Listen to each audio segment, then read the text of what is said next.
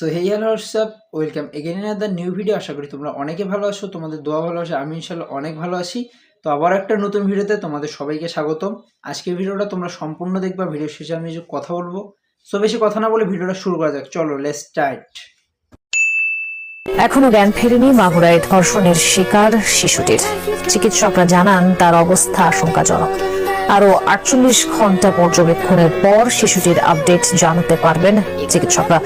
বোনের বাড়িতে বেড়াতে গিয়ে ধর্ষণের ঘটনায় সন্দেহভাজন দুজনকে আটক করেছে পুলিশ।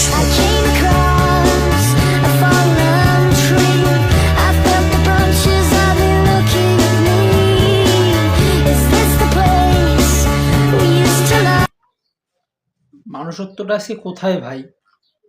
শেষ পর্যন্ত তোরা ওই শিশুটাকেও ছাড়লি না।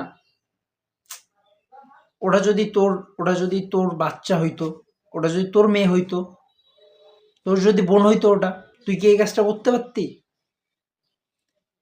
ভাই আসলে আমাদের দেশে কি হচ্ছেটা কি এসব?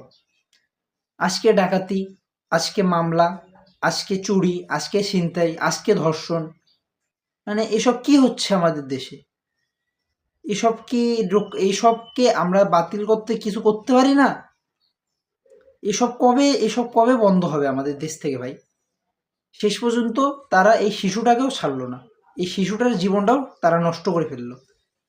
তো আসলে এই ভিডিওটা দেখার পরে কিছুই বলার নাই আমার ব্যক্তিগতভাবে। ভাই আমি একটা জিনিস চিন্তা করতেছি, ওটা যদি আমার বোন হইতো, ওটা যদি আমার ভাস্তি হইতো, আমি তখন কি করতাম? এইসব কি বন্ধ হবে না আমাদের দেশ থেকে? তো দেখা হচ্ছে একটু নতুন ভিডিওতে। ধন্যবাদ।